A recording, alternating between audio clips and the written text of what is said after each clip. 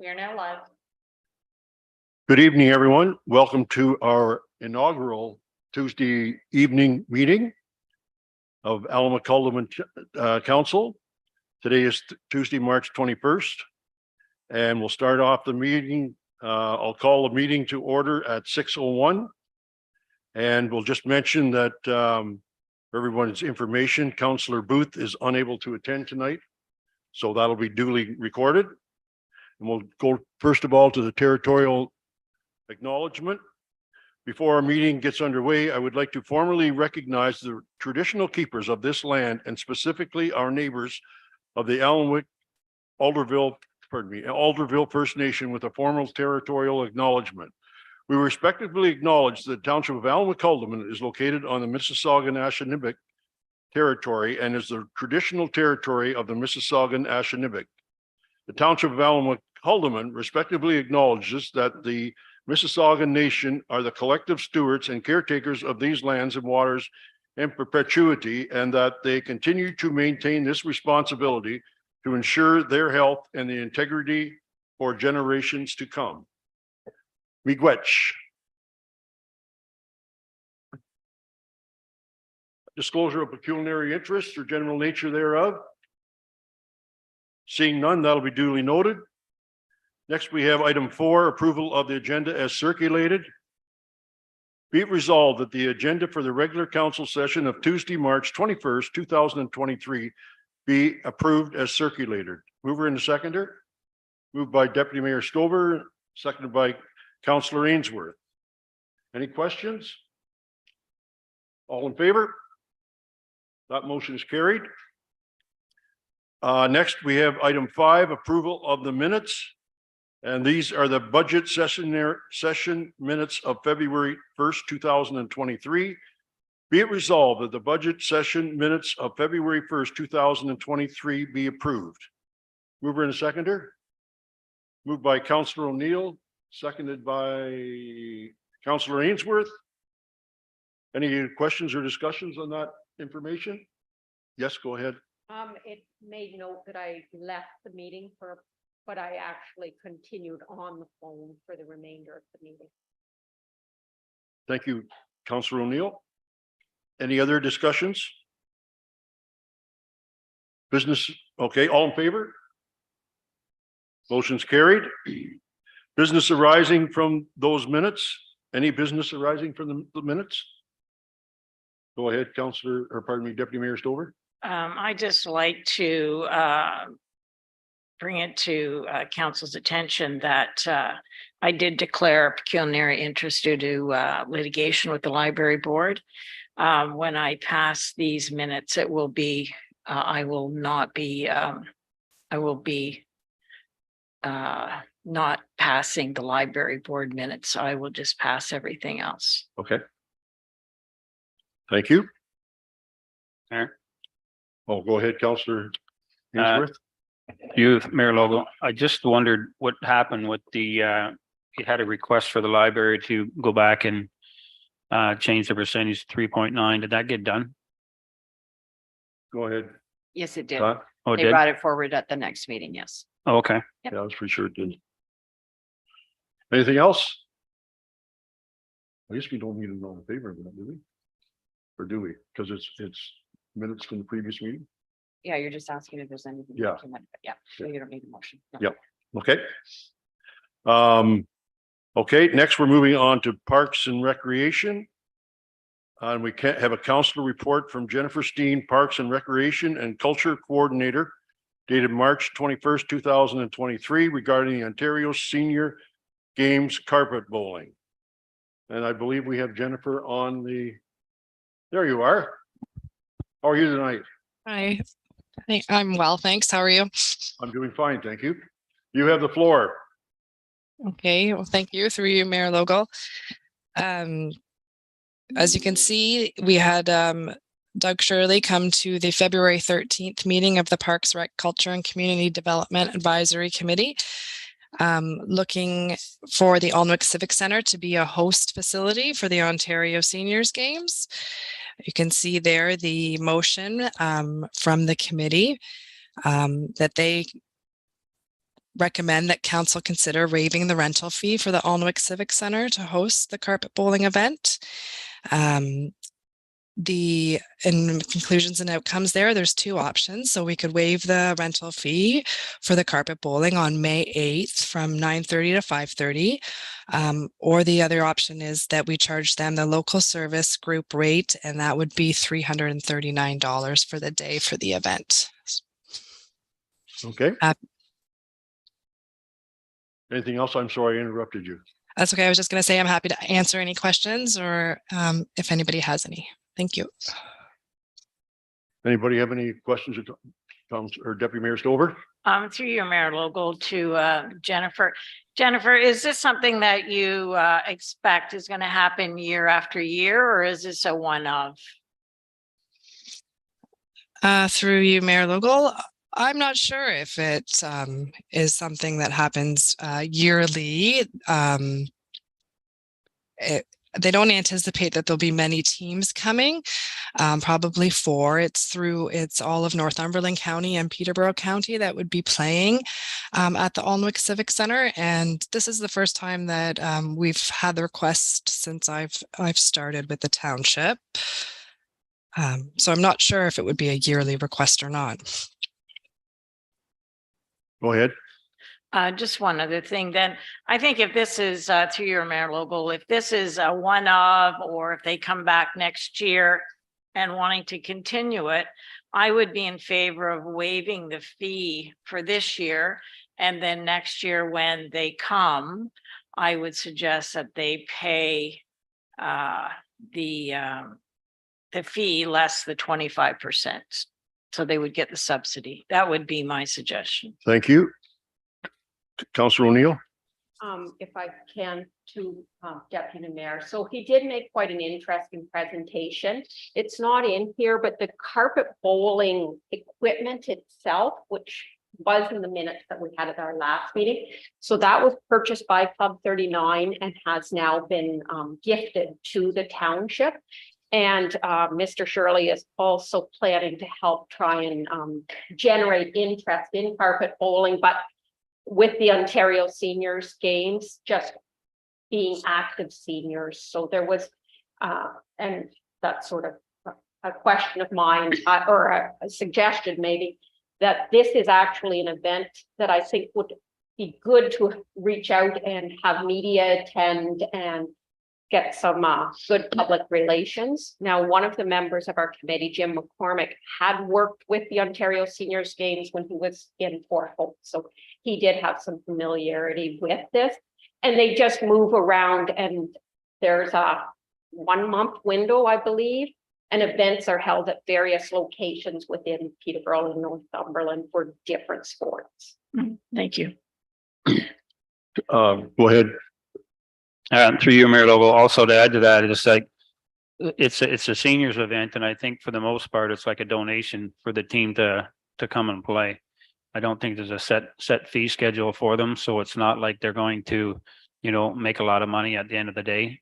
So, it would be great for us to waive that fee and let this happen and work with them and make it a success. Okay. Anybody else have any comments? I guess I'll express just the one thing when we asked staff to prepare a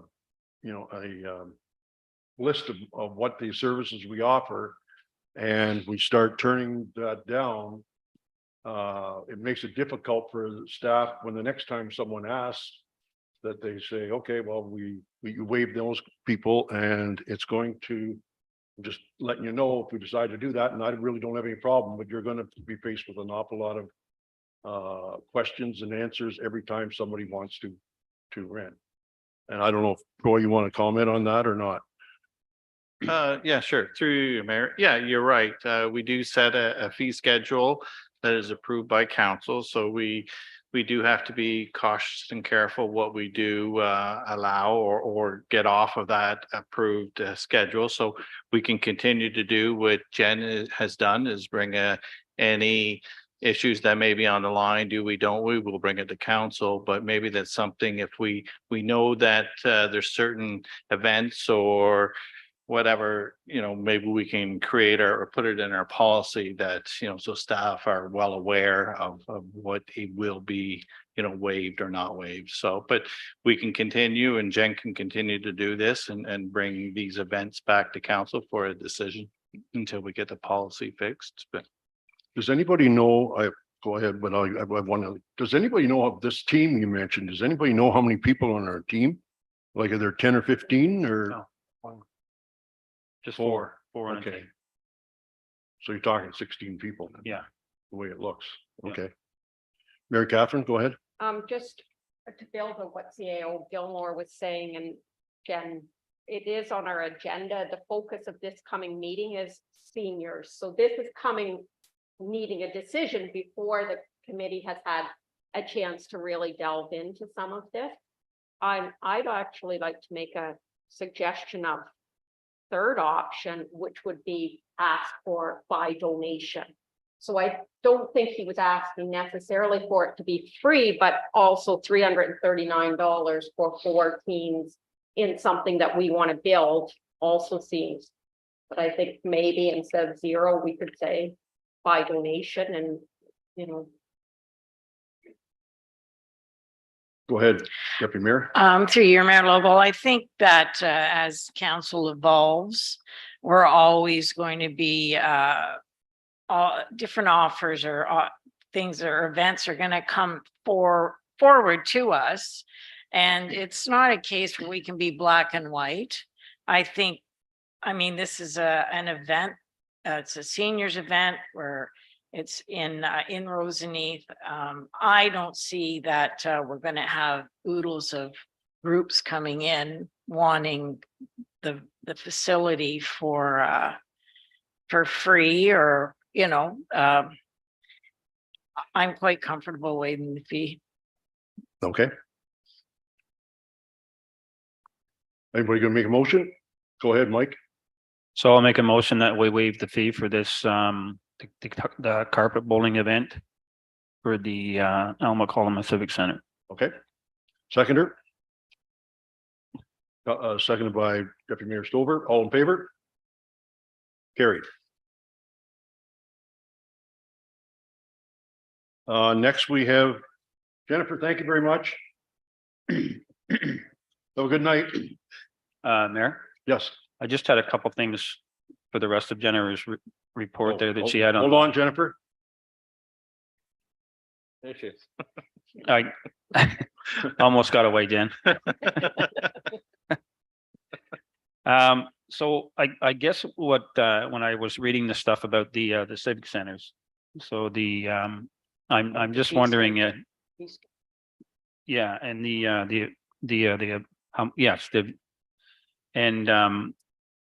I'm wondering as council, if we could be a little more proactive of getting these civic centers out to different webinars to pick up people to come and rent them, for, weddings, any kind of like events. We have some great facilities here and they're sitting empty most of the time. And it would be great if we could tap into, the rest of the township, anywhere around is 100 miles, and I look at when my son got married here in Grafton, he rented the Bickles barn. It was quite expensive. So if we could tap into something like that for our township, it would be great to be able to do that. Which barn did you say you got? Mark Bickles barn. So he has a facility up there that he rents out. Oh, Bickle. Oh, I think Yeah. you're saying pickle. Yeah. That's absolutely right. And there are some very good venues that are very, very expensive Yeah. in the township. And those are the ones that seem to be busy. So, Yeah. but I don't have any problem. I think you're absolutely right. I mean, not going by anything specific, but I think keeping the Roseneath, it probably costs $30,000-$40,000 a year to maintain. And that's why I find it's so difficult to give Yeah. everybody free. Yeah, and we could have a certain schedule for these kind of events, might be different than the one that we have. But you know, they're all in a great location. You know, they're good for people to get to, and it would just help enhance the township and keep those centers busy. Well, that's why you're on this committee and Mary Catherine, and you have the blessing, I'm sure, of council to go ahead and assist wherever you can. Staff fulfilling the need and keeping all of those four busy. Yeah. Yeah, absolutely. Okay. Anything else? Okay, we have a mover and a seconder. No, we don't have a mover and seconder. We've already voted on that. Oh, we have. Okay. Oh, yeah, you were coming back. Yep. Okay, next we've got administration. We have a council report from Pat Kemp, clerk, dated March 21st, 2023, regarding the 2022 municipal and school board election statistics. You want to take us through this? Did we discuss the fee schedule? That Was that just? the fee schedule was so that council, it was attached to Jennifer's report for background, so Wow. you knew what the fees were. Perfect, thank Yeah, you. If you want to bring it back at another meeting, we can do that. We will be updating that this year or not? That's up to council, yes. Okay. Normally we do it every year, don't we? It should be done every year, I would think. Yes. Okay, Okay. okay, Pat, go ahead, please. Okay, thank you. So I put together this report. It's just for information for council. So out of the total number of eligible electors, which was 6,973, 2,468 voted, which equates to a 35.4% voted. And in the previous election in 2018, it was 23.8%. And then out of the 2,468 voters, 2,106 voted by internet, which represents 85.3%, and 362 or 14.7% electors voted by phone. And then out of the internet votes, 159 electors used the kiosk centers. I don't have it broken down into Roseneath or the municipal office, but there were 159 electors that used that option.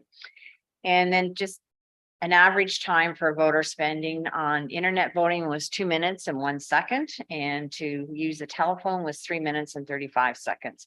And I can tell you, and Yolanda knows this as well, that any of the voters that we assisted, they were surprised at how quickly it was to cast their vote. So, and then interesting was the most voters that voted were in the age group of 70 to 79-year-olds. And that was at 53%, followed by the next group, which was 60 to 69-year-olds at 46%.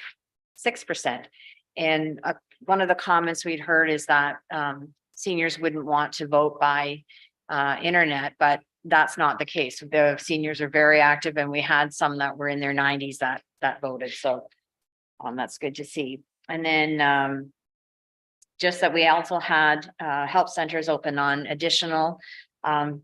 We were open, the voting period ran from October the 11th to the 24th. And most of the votes were casted on the 24th between the hours of 5 and 8 p.m.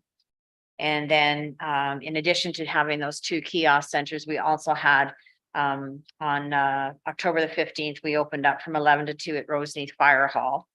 And then we also opened up the township office on the 20th of October from 4:30 to 7. And then again on the Saturday on the 22nd from 10 to 2. Those weren't as well attended as I'd hoped, but I'm thinking in the future, if we maybe get the word out sooner, that there might be a better uptake. I'd really like to thank Yolanda for all the assistance she gave me, and also Diane that helped me out at the Roseneath Fire Hall. And then the school board elections, the English public, there was 24.6% voter participation. And of that, 86 of them voted by internet, 14 by phone. And English separate was 38.6% voter participation, 82.8% of electors voted by internet and 17.2% by phone. And then the French public was 66.7% voter participation, 75% of those electors by internet and 25% by phone.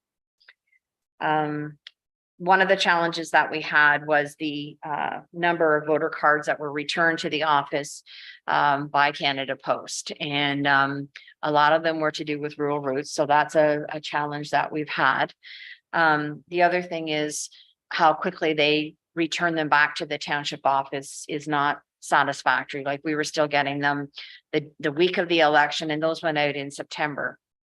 And so one of the suggestions that I have is in the future, maybe we'll attend the all candidates meeting, because we know there's a number of people that come out there and make sure that people are on the voters list. And the candidates were all very good at if they found a candidate that, or sorry, elector that wasn't on the list, they would let them know to contact the office, and then we could get them added to the list. So I think there's room for improvement there. Now, the next election, Impact is not supposed to be in charge of the voters list. It's supposed to be run through the provincial government, like through their elections.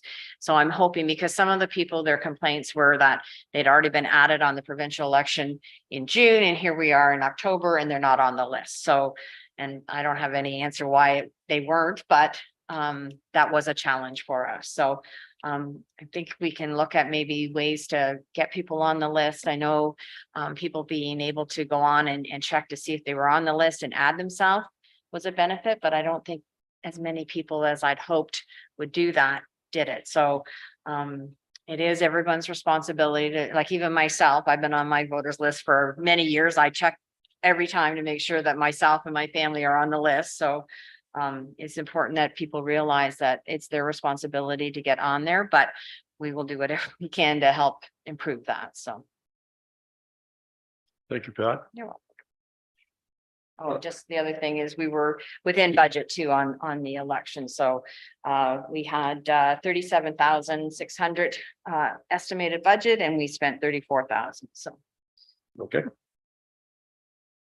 Could I get a mover and a seconder, and then we'll open it up for questions? Moved by Deputy Mayor Stover, seconded by Councilor O'Neill. And do you have a question? To your Mayor Logo, I was interested in the declined ballots.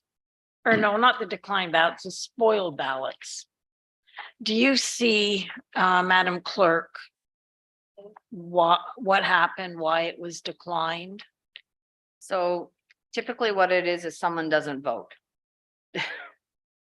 That's why it gets declined. They don't vote. So They come on and then they go off and they either they just want to go on, but they don't want to cast their ballot. So.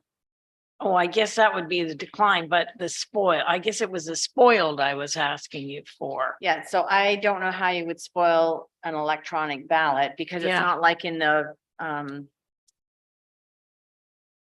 previous elections where you had a ballot, and if somebody didn't mark it, or they marked two candidates and they're only supposed to pick one, that would be, but Or they there's, weren't in the circle Yes, or whatever. that's correct. But I don't know how you would get a spoiled ballot unless someone, again, similar to the decline ballot, didn't.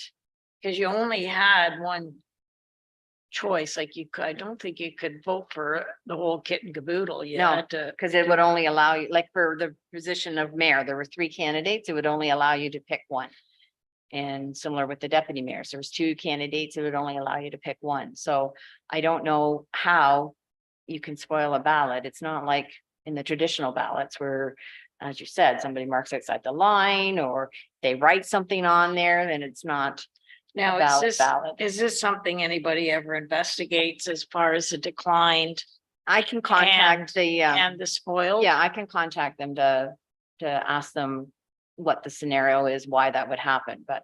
Mhm. Yeah, well, I just Yep. found it odd for a spoiled ballot. Mm. Through you, sorry, Mayor Vogel. So when they do the electronic ballots, there was a little bit of confusion on some of the screens. Because down at the bottom, there would be a submit button. If people didn't scroll down far enough to hit the submit button, sometimes it wouldn't go through. So I'm thinking there might have been a lot of people that went online to try to vote and maybe did not follow the instructions correctly. So that could be a spoiled vote. That could be considered a spoiled vote. But you wouldn't get out of it. Well, some people didn't want to vote for certain candidates, even when they were here at the help center. And I noticed, I think when I was helping one gentleman, that it booted him out of the system. Like he would submit one sheet and then he'd go to the next one and say, no, I don't want to vote for anybody there. So we would hit the move on button, but then it would kick him out of the whole system. So and then when we started actually reading the instructions and followed it precisely to the letter, then he was able to make that vote. So there could be some discretion there. In televote, maybe we'd have to talk to them about how they set it up next time electronically. So a bit of a glitch. There was just a little bit of confusion with some of them not wanting to vote for certain, candidates or whatever. So it just depended if they could skip through some of those pages. And sometimes when they did that, I think it would spoil their vote. It wouldn't go through properly. Hmm, interesting. Mayor Catherine? First of all, I was pleased with how, because there was, the list, as you pointed out, was a bit wonky, and so you certainly ended up with a lot of calls down here. So thank you for doing that. And the kiosks made a difference. I agree wholeheartedly with being at the all candidates meetings. I think that would be great. The one other thing, we need to target young voters, like, I don't know how we do it, but the only platform can't be Facebook. No self-respecting young person is on Facebook anymore. That's for grandma. So, yeah, I know. We think we're Well- cool on it, but we're not actually. Well, that's a Anyway, good point. I think that's something to make for the next election, to think about where do we get in contact with younger voters. And it wasn't the young ones who are still living at home. Their parents were getting them to vote. You had a higher turnout there than the 30 something. So, but they should be voting at 30 something. That's when you're starting your family. That's when what municipalities are doing matters. So somehow we got to get that message to them. I'm not familiar with Instagram, but could that be used? Yep. Because Instagram is, I understand, much more popular with the 30 to 40 to 50-year-olds. Yep. And I've heard that too, that like old buggers like me that can use Facebook, but And who know what's going to be here in another three years. So we'll make sure that it's noted, and we'll explore the promoting opportunities out there. go ahead, Mayor Catherine. This isn't directly on that. It was the envelopes coming back. And I know we had the mailing with the taxes. Has that got sorted? And I don't know if you want to answer that now. I don't think it has, and we haven't discussed it, and it's not part of the agenda, but we will be coming up to it sooner or later. Yeah. I'm sure it hasn't died. Said that, I'm like, oh, that sounds like the other one. Overlap there. We did receive something back from Canada Post, and I guess that's on the next agenda. Yes. Yeah. I have a couple of comments, Pat, if I could. I was here, I was up at Roseneath for a little bit, and I was here when you were there on those Saturdays. Is it, in your opinion, worthwhile you being here? Because that was an awful lot of time for me. I recognize you were here for a long time I don't know if you got very many votes at all or not, so. So no, it was not as well attended as I had hoped. However, I think the one at the fire hall was very short notice, and then the other one was a little bit longer notice, but still not, in my opinion, enough notice. So I think if we were going to do that in the future, we would have to put out the notice more in advance, so that we would make people aware that there is a polling state, or not a polling, a help center open, that they can come in and get assistance if they need it, or make sure they're on the voters list or get added to the voters list. So And the fact that you got 75% of them in the last day, would you think more would be better to I closer think, to the actual day? yeah, that probably would help. I think a lot of people they have the mindset, this is the election day, that's the day I'm going to vote. Yeah. Yeah, so. And I was noticing that it's all the mailing that you're doing, which is expensive. Is there any way, pardon me, the internet and emailing people would work? Is that possible, or? So we did mail out or email out the voter cards the last week when the crunch was on. And that worked very well. So we would have the individuals, we would send them the form, they would send us back their ID and their filled out form. Then we would send them a voter's card and then they were able to vote and it did work well. The only challenge I can see is to get all the emails that we would need, but Yeah. I do think it's a viable option to look at because it was utilized very well. Yeah. And the people were very pleased because they were able to get their voter card in a very timely fashion. So, Yeah. In my opinion, people answer their emails, basically all the time, or at least look at them. And it's not just for your particular purposes as the voter, but it's anytime you want to send stuff to people, if you send it to their email, they would have, and I know it's probably a lot of work to get, 7,000, well, it wouldn't be 5,000 emails, but addresses. But once you got them locked in for never, just something to think about. Okay, any further comments? All in favor? Motion's carried. Next, again, report is from Pat, our clerk, and it's regarding the material recovery facility and the MRF. Go ahead, Pat. okay, thank you. So, the township had an agreement with Northumberland County and the previous agreement was for 5 years. It ran from January 1st, 2017 until December 31st, 2021. We did reach out to the county to ask them about renewing the agreement. I just received the agreement last week on the 13th. This agreement is for a 2-year period. It commences January 1st, 2022 and expires on December 31st, 2023. So we're already in year 2.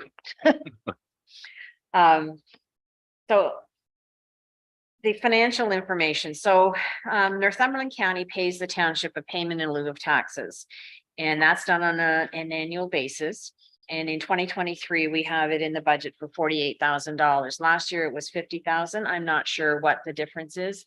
The other part of the agreement is the actual tonnage that we get paid for. So it was $1.81. They've increased it to $2 a ton. And that's to pay for the host municipality for every ton it receives a recyclable material from outside of Northumberland County. In 2020, Northumberland County had an agreement and they were receiving that materials from the city of Kawartha Lakes. That ended. And then in 2021, they did have a private company that submitted 78.5 tons. And so the contractor paid the township $142.09. We don't expect the county to have any more materials from outside agencies or outside municipalities. So I don't think that them increasing the tonnage is going to do us any good. But anyways, we do get the PIL. I have heard that the plant was for sale. I'm not sure if that's true or not. And that may be why they only want to have a 1 year, technically a 1 year agreement. So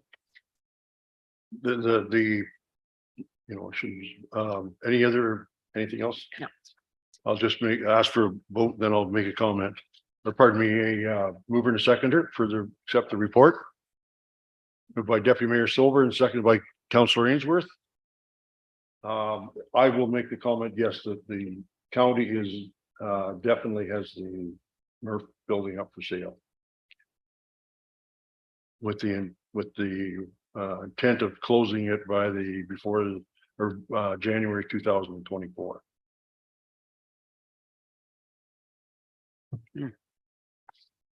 And that's, I don't know how many people work there, 10 or 15 or 20, or do you know? I don't know. No, I think it's under 30 for sure. And that goes up and down. When they had that business with Kawartha Lakes, I think they were, that was using up an awful lot of their time, so. Any questions or comments?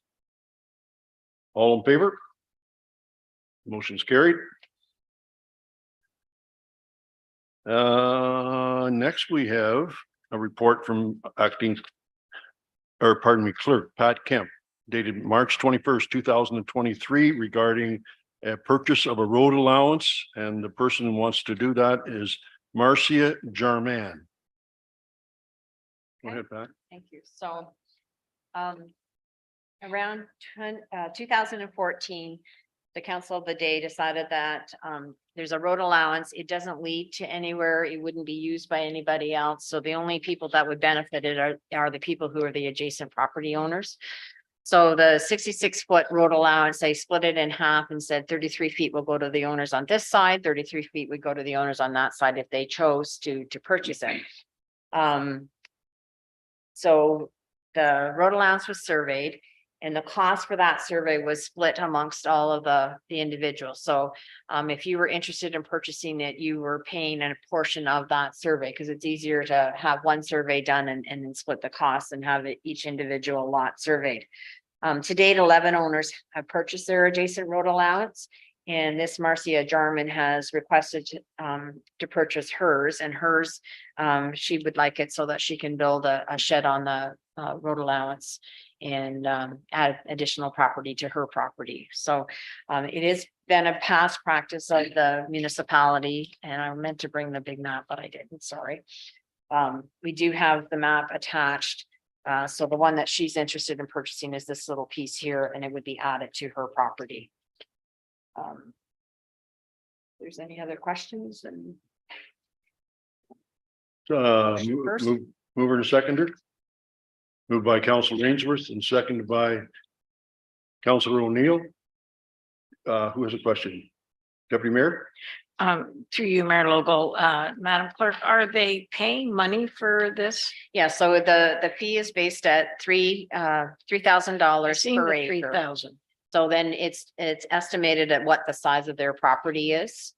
And then they also pay for the survey costs, as I mentioned, and then they also pay for all the legal costs. So it does not cost the township anything financially, and we get a little bit of money for the road allowance. So like her area is very small. Is it 371.36? Yeah, That's what she actually is paying the Yes. township. Yeah. Okay, all Yep. right. I And see then- some people are paying more and yeah, it I all guess depends on depends the on the size. area. Yep. Mike? The procedure for selling this road, I just wondered if would we, so just say we put the road up for sale and only one person bought it, and then it just left both ends open kind of thing, or say they bought it right in the middle. Would we like close that section of road just as one person bought it, or just leave it open as an unassumed road until everybody else bought their pieces? So this Go ahead. particular area, because we have the my directions, but the bottom part, the one opposite of Miss Jarman's, that is a property owner owns the whole area. So he's applied to buy his, we haven't brought it forward to council yet, but he's applied to buy his area. And then the ones that are on the other side of the road allowance, as I said, 11 of them have already purchased it. So there is one of the little avenues, which you can't see probably on this map. So 2 lots down from Miss Jarman's, there's a road allowance that runs in the opposite direction. That is left open in case the township needs access in the future. But other than that, no, all of the road allowance would be stopped up, closed and sold to the individuals. Now, the other thing that the previous council had discussed is if say the property owner beside Miss Jarman didn't want to buy theirs, that they could, the person that owns the other 33 feet could apply to purchase that if those owners weren't interested. So we were going to do another mail out saying this property's for sale. Are you interested? Here's what the costs are, and see if there, because there may be new property owners that aren't aware of this policy that the township is selling that road allowance. So How many are left? I don't know. off the top of my head, Sorry, Well, 3 or 4 out of the 14, or you don't know? you don't know. Do you have the, that map doesn't show enough, does it? I've got a bigger one, but it's not the big one. Yeah. It doesn't show it. And through your, I was involved in this in the beginning, and not very often, you know, we sell road allowances and stuff, but this particular property provided no value to the township, but it was just, there was no value at either end or anything. So yeah, I was involved, and I think I did a council tour out there and we walked a little bit of it, but yeah, I just want to say it serves no value to the township. So these, so these little square pieces here, is that the road allowance? This one that's shadowed out around the edge? Or is it the road allowance to the bottom of that? Yeah, Which, so there- It's the yellow piece that's. that's for Miss Jarman, but all of those blocks are the pieces that are adjacent to the property owners. I guess the one question I had, are there people behind there that wanted to use these?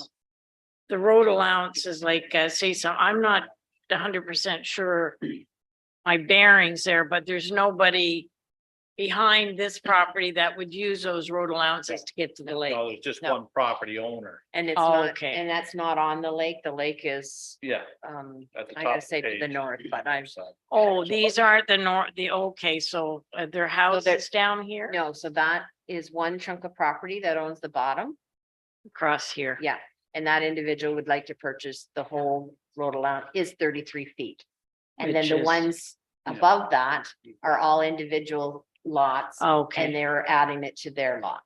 okay, so it's not impeding anybody getting to the lake. No, Correct. and on the north Not- side of those Oh, houses okay. is another road and then more properties and then the lake. And then, okay, so that makes So- sense. There's no impact. So these people are going to be able to access their properties from a road that is up here? Yes. Yes. Okay, so they're able to get to the property. Yes. Yeah, and this other fellow is probably a farmer, has got all that field there Yeah. and just wants to You can add go- another 33 feet. Of crop, yeah, or whatever.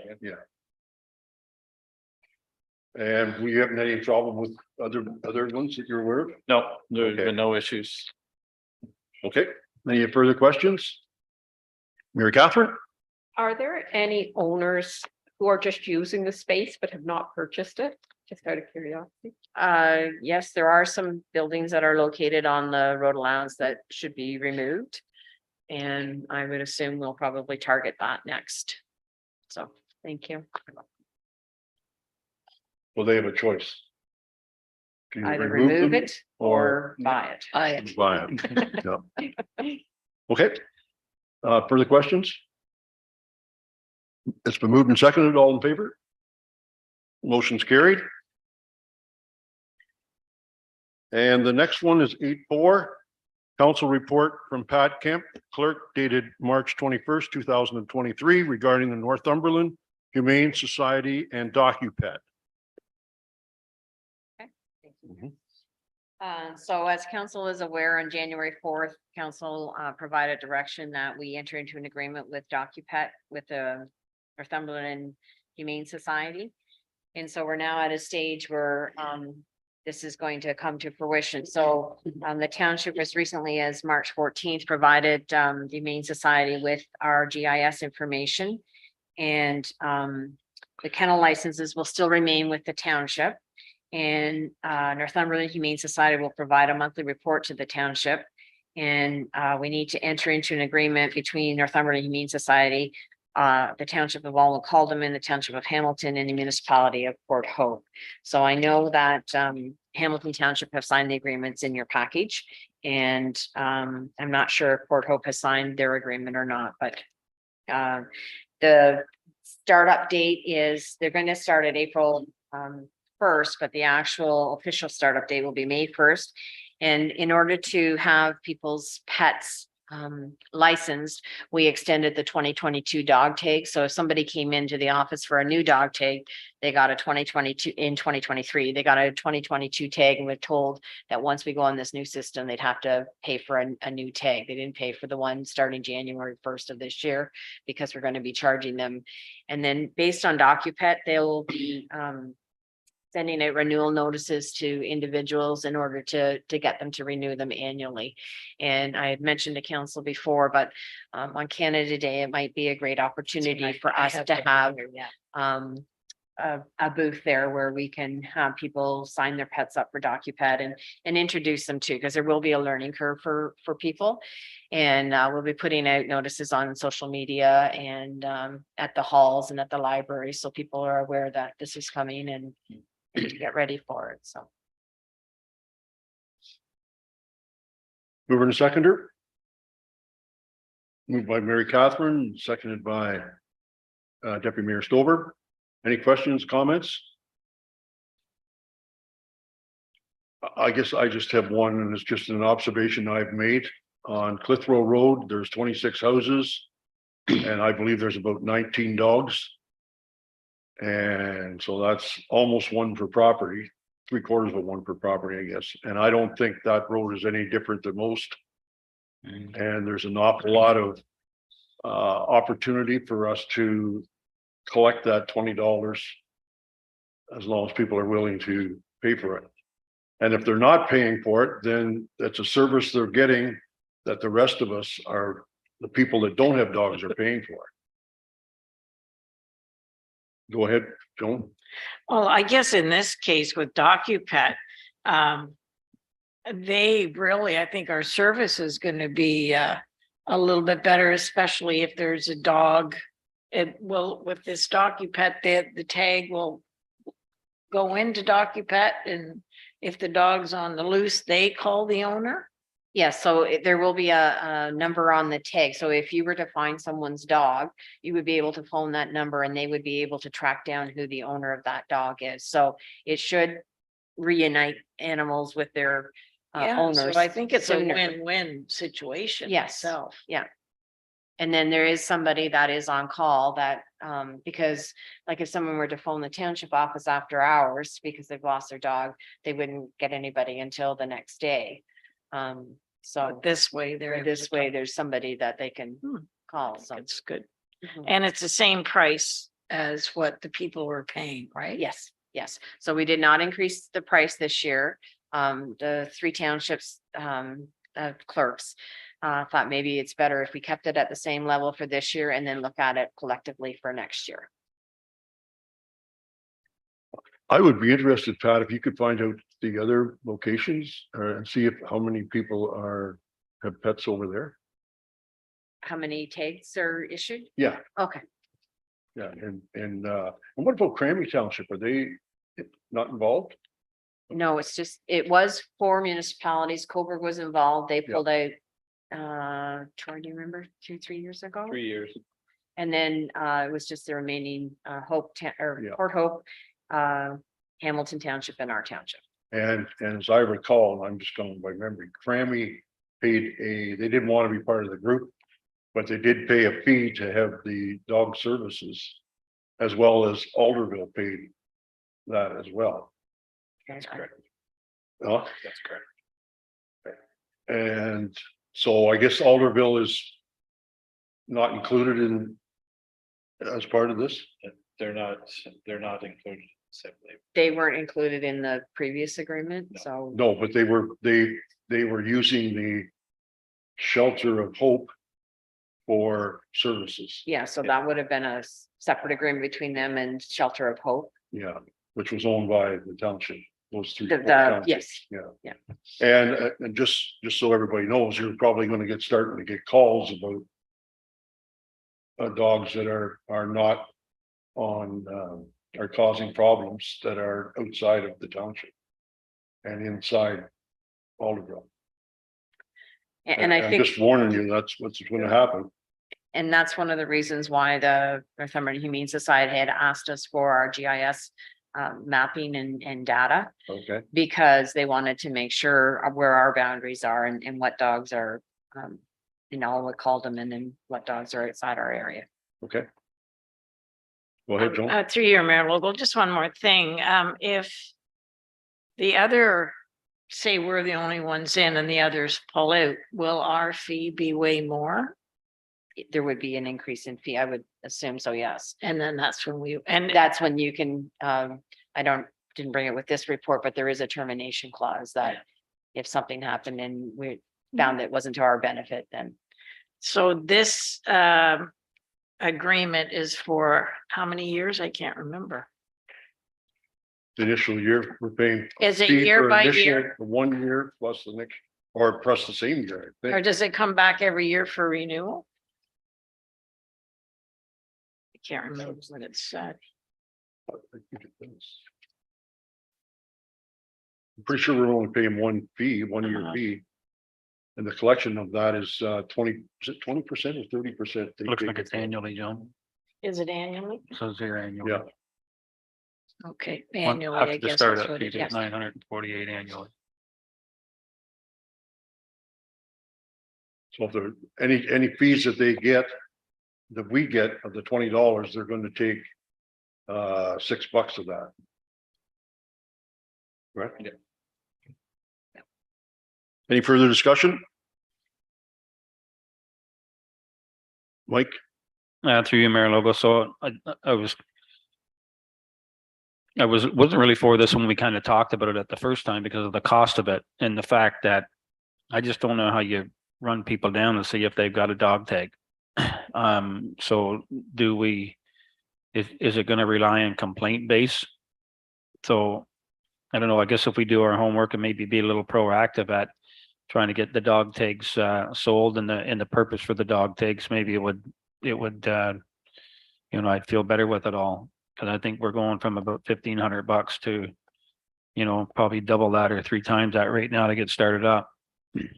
So I would like to see us be a little proactive on getting the advertisement and the information out there. And like you say, we can have something at any of the events that we have and just get people on board with it. I think you're absolutely right. And that's the opportunity to do that this year, as Pat said, with the Canada Day celebrations and anything else publicized, and tell them they got this new thing coming and we get that out. And then maybe next year, if that doesn't work, then we go a different route. That's a little bit more, Yeah.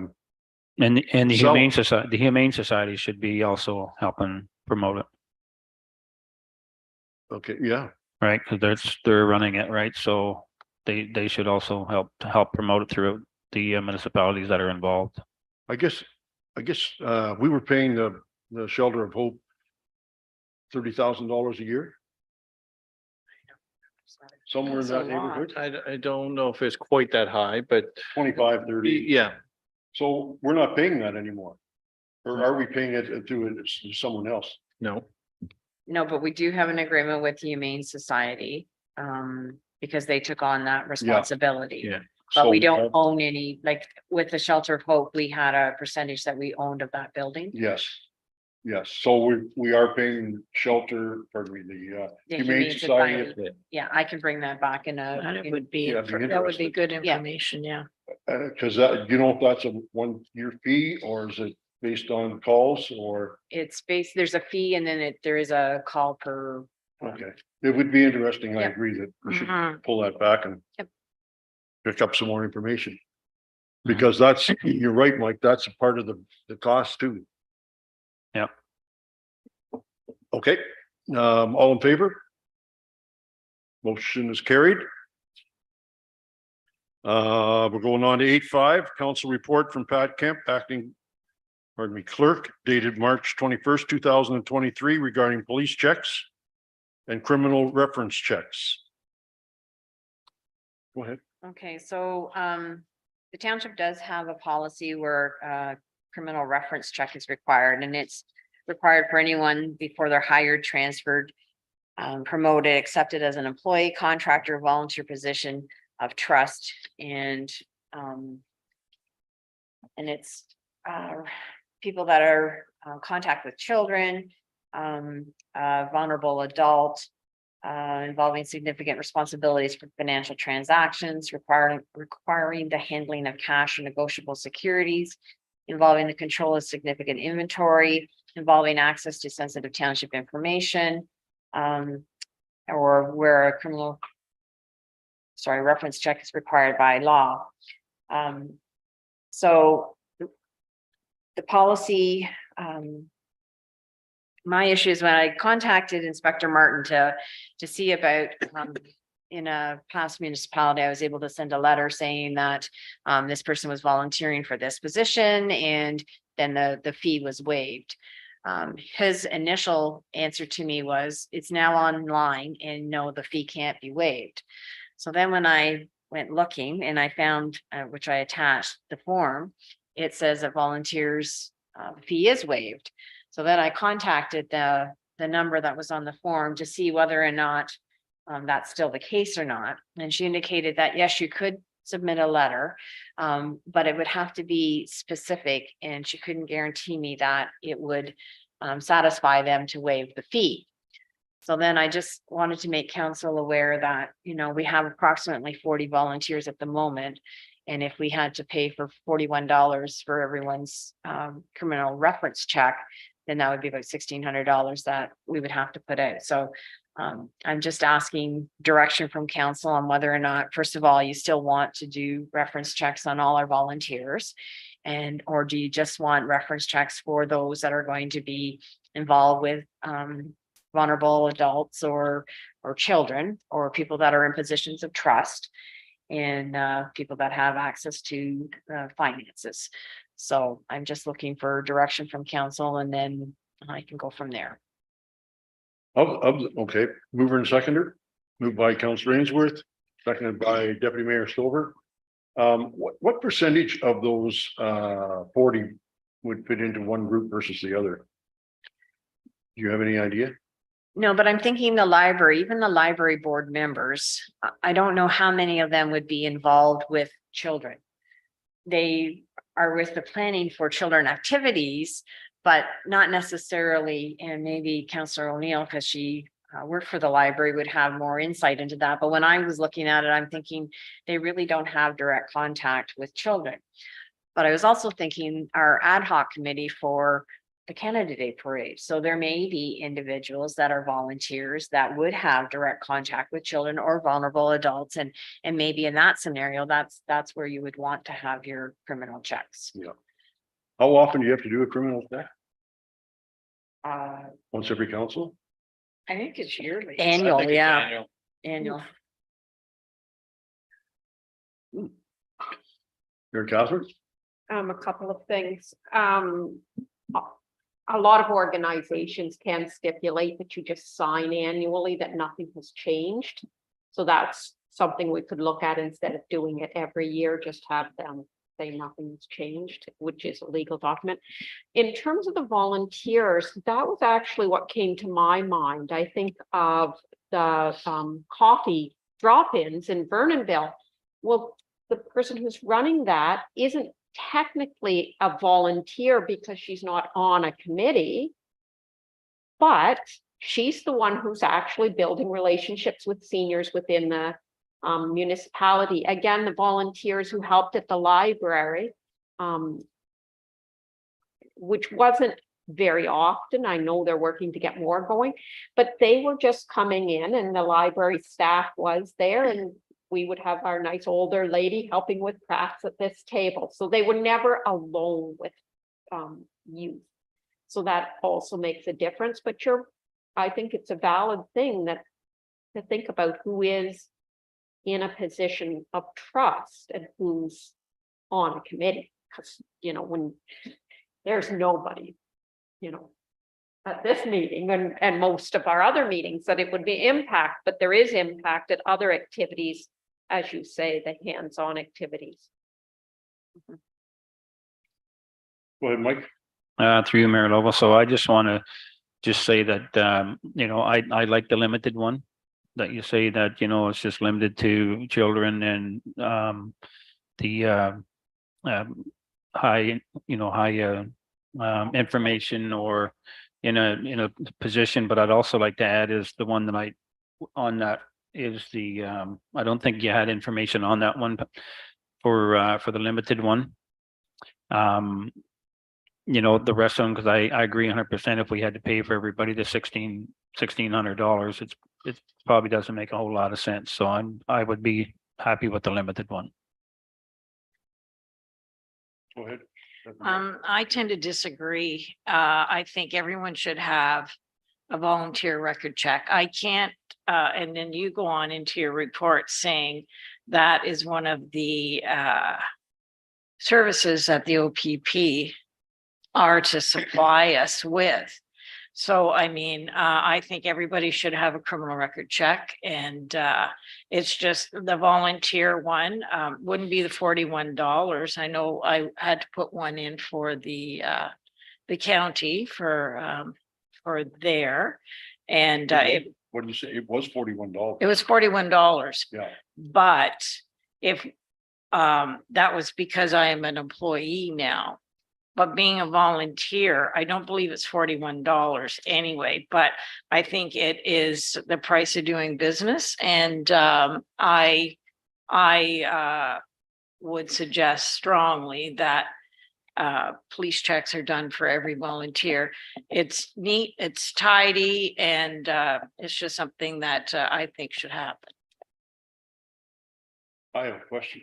You had one to get for the county. I had to get one for the county. Why aren't the members of council here required to get one? Well, when we saw, if I may, when we signed up, did we not have to state that we didn't have a criminal record? When we signed up to run for office? That's, I believe we did, didn't we? So I mean, if we had we to do all of that a too for sudden county, have didn't a criminal record, then you've got problems. yeah, but we have to do the same thing for the county too. That's what I'm saying. So why wouldn't our council have to have one as well? Yeah. Go ahead. And that's, That I was did something put it else in you asked, in yeah. the report is because council members are responsible for the money of the township and maybe it is a good thing to have them. I would say it probably is. I already have mine done. I don't know if you want me to do another one for the No, township, no, but if you got one, no. we're just talking 3 that have to happen. Yeah. I'm saying one should work for everyone. Isn't that true or not? Yep. The county should be able to, but I think everybody on council should have one. Does senior staff have to have one? When hired, when we're first hired, I think we provide a check. And then why don't you have to have them do it every year? Good question. I don't know. Yeah, I'm just no, asking. I It's don't not think in our it's policy. I don't think it's necessary. And that's something that, We should investigate. well, when our policies come on the table, it's something that we can discuss, as far as staff and council. I think as well, back in 2014, I believe, or 2018 with library board, volunteers were supposed to get a check. They wanted everybody to have one. I was working for the Coburg Police Service, so I already have the check through there. Yeah. But I know that some problems happen when volunteers have go in for a volunteer or for a criminal record check and have the same birth date as somebody that has a criminal record. And that is the complication that happens, but it's just in this day and age, it's just it is what it is, and I think it should happen. Okay. Any further comments? Go ahead, Mike. I just want to comment here in the financial impact is what's the volunteer check free? What's that? So if, according to the form, volunteers are free, but when I contacted the 1-8 whatever number, she indicated that I could issue a letter saying that you're volunteering for the library board. And if they choose to waive the fee, they can. If they don't, I just wanted to make council aware that there would be a $41 cost. So, Well, I think that we should be applying for that $41 cost for anybody that we put through it. like the fee, like to Yeah. prepare, yeah, no, I And so if we would. have 41 Yep. or 55 or whatever that number is, we shouldn't fill out a letter, because it's probably a form letter almost anyways, isn't it? Yeah, no, Would it be for the township? yeah, And- so, Yeah, so if you're volunteering for the library board, then you would say that they're volunteering for the library board, or if they're on Parks and Rec, you would indicate that it's on Parks and Rec, like you would specify each group would be specific to that group. So, I can't, I think I would be having, through you, Mayor Lobo, having you have a discussion if we are not getting our volunteer checks free, as it states here. We can ask, that's absolutely. Well, I don't know why we would even ask. We're just assuming we're gonna get it. Yeah, we're gonna get it for free. Well, we should. We should, it says Yeah. there. And to carry on a little bit further, I would I think we have a responsibility to all of our citizens to make sure that they have done the check. Mhm. And spend the $40. I hate spending $40, but if you only do Wouldn't it be once, 40 bucks, we're not gonna right? spend the $40, but we could be subject to $40 and we do it once every cycle. I think that's part of doing business. So the individual person, as you know, has to fill out the form. So in the event that it's not waived, then as part of your motion, can you put that the township would reimburse those volunteers for the committees? Because I can't, if they're volunteering their time, I can't see them paying the $41. No, I no, would say no, the I agree. township should pick up the tab. And if they refuse to take one, then what happens? Well, then Then they're not they're- eligible for the board, Good. if Yep, that's what I agree. council's decision is. But I would suggest that if they're refusing to get a volunteer check, then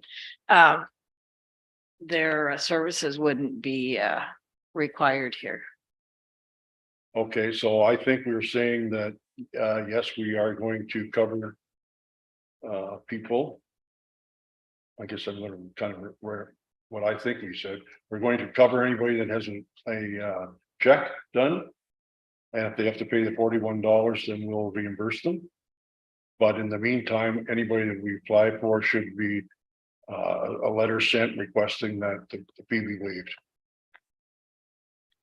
I just one other thing too. I know you have mandatory training coming up for the volunteers. Yep. Is this something, the forms that could be I there? was thinking that, yes. I believe they also have to sign a confidentiality agreement with the township. And I don't believe that's happened yet, has it? So, I mean, this is all documents that happen on the training day. I think you said it was going to be the end of March. I was hoping to, but I haven't got it ready yet. So, Oh, okay. yeah, but Okay. it's It's early imminent. April, yes. I'm working on it. And what type of confidentiality agreement did you ask to sign? Well, sometimes boards have closed sessions, so any information that they would receive through a closed session, they'd have to maintain that confidence. Okay, There may be issues that come up. Again, that's dealt with in closed session that they need to keep confidential. They may have access to information that's not out in the public as of yet, but there will be an announcement. I can think Yeah. of like the water committee with the grant for the new well. Yeah. We made them aware of it, but we weren't allowed to say anything about it until the province did their official announcement. So that's something that they would have to agree to that to okay, keep confidential. So. okay. And, Catherine? Oh, I was just going to say maybe the short-term ad hoc or any other short-term ad hoc that's just looking at a specific issue. I don't think we would need a volunteer check for those people, would whereas think so. the ongoing volunteers.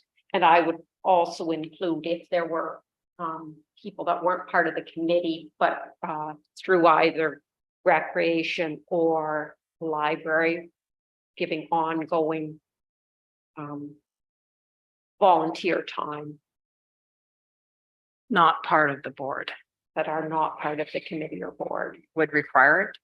I would think. Yeah, okay, I'm just getting, Yeah, just so, and yeah, that does a little bit of thinking because I think it doesn't matter if, for example, when we did the library once and I was right there and the senior lady was sitting at the next table and we were each doing different crafts. I was still as the employee responsible, but I think of the Vernonville coffee events, which, you know, not that I'm implying in any way, shape, or No, form but that it she's a just keeps it troublemaker, tidy. but you know, if we're gonna do it, we should do it comprehensively, because that is an ongoing there's the word I was looking for, ongoing volunteers, as opposed to short-term or one-off volunteers. And what is that person actually doing? She just coordinates, opens the door, makes the coffee. Well, would she be, through you, Mayor Lobo, would she be the friends of the Vernonville Hall Yeah, if we're you guys still trying do to that? Decide what the title is, but. Well, is that not what Yeah. your would be the title? Yeah, but they are not necessarily appointed by council in the same way. umbrella. Yeah. And are they collecting, working with cash? No. Okay, so you're saying they don't need to be, It's that they're working with seniors, John, and they're identified as vulnerable sector. I just, okay? And I guess, does it get specific with seniors or not? Just seniors in general? I believe it does. I would think it would have to be because. You know, I would see seniors as someone that has dementia or something like that, that you'd have to. Provide that or be in a retirement home or something like that, but. The seniors that you're talking about, I don't think are like that, are they? No, Go ahead. Just one more thing. The reason I bring up the confidentiality form is because it is in the volunteer policy. Okay. And that is one of the items on that. That's why I brought that up. I know there's other policy items there as well. Okay, well, we'll be discussing that further when we get to the policies. Sometime in May, I think. Any further discussion? All in favor? You haven't, sorry, what are we in favor of? so you I had a thought we motion were- on the floor, but it didn't give direction. It was. Oh. Receive the did we not report. do this? Well, motion was to receive the report and then for that council provide staff with direction. So So we got I'm the- thinking that the direction you're looking for is to require all volunteers and council to get criminal record checks.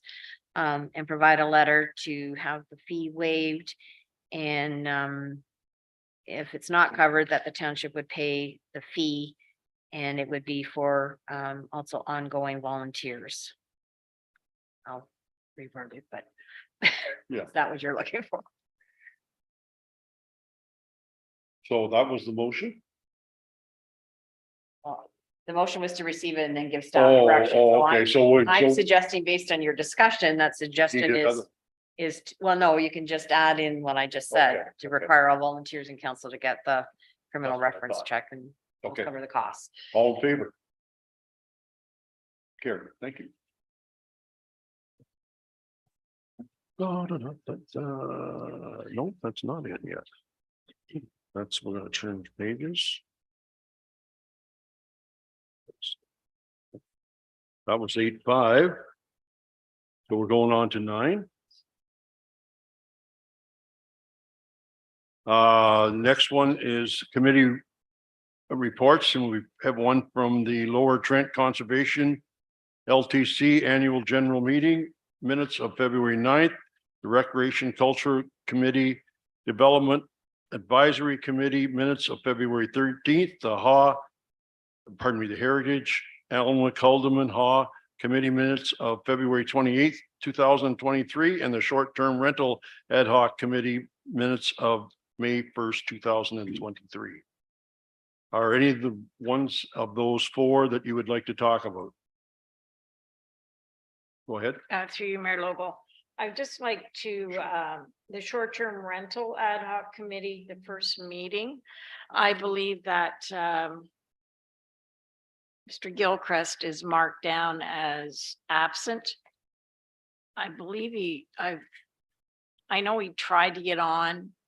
I know there was some glitch with him. I just wonder if we could put him down as regret. Or I don't know, is there a, through you, Mayor Local, is there a spot?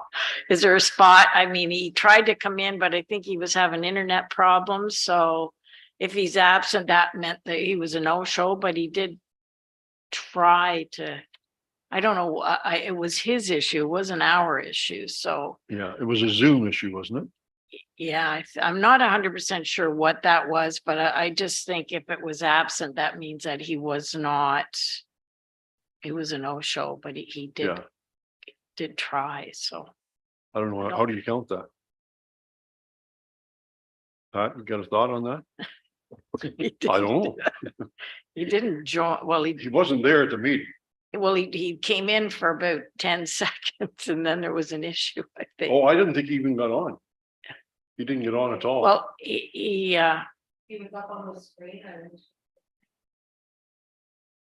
Yeah, he did mention it was something on his end, but he was there. So maybe we could just put due to technical difficulties, he was Yeah. unable to join the meeting. Yeah, And then that'd be good. That's because that's gonna come up lots of times. Sure could. Yeah.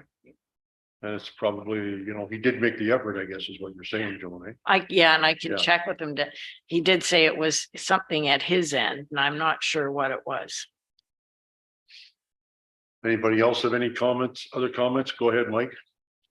I just want to comment on the Lower Trent Conservation. We only had a couple of meetings so far. And seems to be a good group there. Excuse me. And they have their issues just like our township has our own issues, it's it almost seems like they come out with a big roar and they get a little nibble at the end. So they with the Bill 23s hit them pretty hard. So but the enforcement and stuff that's going on, we have some issues here in Elma Coleman Township. And they're looking into them. So it's it's a good committee. It's glad to be on it. And they're doing some good things there. But they're struggling just like anybody else as far as enforcement goes. So but they're trying. Okay. If I could also talk about the short-term rental ad hoc. So just Can to, we stick with one for a second? Yep. I have a couple comments. The funding, it's very confusing on if I try to follow their funding. They said that there's $68,000, $831. That's matched by the Ministry of Natural Resources.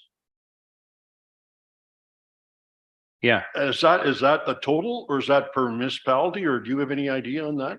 I believe it's just for them. It's not because there's another chart that I don't see here that tells you each municipality what they contribute in percentage wise to their Yeah, budget. Yeah, So but there is, but continuing on, then there's a non-matching levy of $1.1 million. 1107, and then their total charges to me look like what they expect to expend is $2,740,000 plus another $508,000 for the Bay of Quinte remedial work. mhm. So I just don't understand how they're getting all the money. And I think we pay 122,000 or something like that. Yeah, I think it's more than that. Is it more than 122? I think so. They're coming to do a presentation here on the 28th, I believe, Madam Clerk. Yes, they're coming. I'm not sure of the date, but Actually, I Yeah. just wrote that down. Hopefully they're gonna come to council. Yeah. Okay, so that's good. yeah. So we could maybe get some answers there. With the planning. they're Yes, coming. Yep, so it would be March 28th. And I guess I was kind of interested to hear that you are having some trouble in AH. I Yep. don't know if the staff are aware of that or not, but Probably can't talk about it at this meeting, but maybe it enclosed we could. okay. Well, okay. If you think we should be, then we should be. Okay. You'll have to set it up with Okay. staff to do that again. If it's necessary. Okay. Anybody else have any more questions or comments regarding Mary Catherine? I was just going to touch on Heritage briefly. So we don't have a staff member there, so we've made a new standing part of the agenda, which is, he calls it the Councillor Mary Catherine report, so. That's an opportunity, so if there's things that you want me to be taking to them on behalf of the council or even staff, it can be brought to any meeting at that portion, and then they give us a little bit of information. So I don't know if you saw, it continues with Wicklow Church. They want to find out about the signage for Highway 2. And then the historic fire pumper there, Chief Dawson wanted to make that connection between Heritage because of the very interesting mural and the original piece of fire equipment there. So that connection's been made, and they're gonna look up some information for Chief Dawson. And the last one kind of just came at the end of the meeting, which was that the Heavenly Helpings building, we may be receiving a letter. Are you nodding? We've already received the letter now? No, I have not received the letter. Anyway, I found that we may be receiving a letter, and then we can speak to it. And it wasn't there, but earlier in the meeting, they were talking about the accessibility for the archives room. So Okay. Anything else? Go ahead, Deputy Mayor. Well, I through you, Mayor Logo, I was reading that with interest as well for $1, because I'm not sure what shape that building is in. And it would definitely would be draw on the finances to heat it and bring it up to standard. I'm not sure even about the entryway getting up in there. I don't think this, I think you'd be looking at new steps, and it would not be would not be a small amount, I think, to take that over. So it would certainly be need to have some kind of reports coming through Oh, about that. absolutely. Thank you. Mike? Yeah, through you, Mayor Logo. So that little building is like, got to be one of the closest, the first buildings here. Like, it's old. It'd be nice to keep it and restore it if we could. Well, that's a different thought than Deputy Well, Mayor had, but I know, but I just, I hate getting, it's our history, right? Well, It's it is it's history, but- history here in Alma Coleman Township, but that building's been a lot of things. Like, that was the church at one time when it first was, was it? I think so, when it was first So I think it was a Sunday school. Sunday school. But it's Well, that It's- would be certainly. if it could interesting to hear talk. from the- Yeah, we'll wait for the letter. When Yeah. the Yeah. letter arrives. If You the know, letter arrives, we'll bring it to council, and then we'll get direction from council whether staff does a full report of the facility or not. So. Let's see if Good idea. if that old building could talk, we'd be here probably for an hour or so listening to it, all the things that's going on with it. So I just like the history of things, so it'd be great to try to keep it. Okay. Anything else on those reports? Mike? Yeah, a couple things. The Recreation, Culture and Community Development Committee, it's a very, to me, it's a very important part of everything we talk about here at council. And I think we need to be proactive with it, and Councillor O'Neill and I have had many talks about this, and so we really want to move this committee to help the township thrive and communicate, and all the the right from the seniors down to the young kids and the things that we can do for them.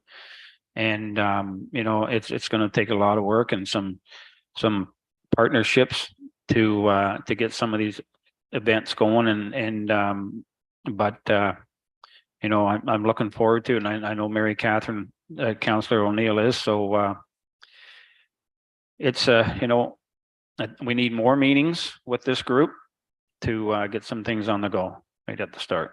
So we're going to be pushing for that and trying to get some things going here, because it's on a timely manner for some of these events that we want to run here, right?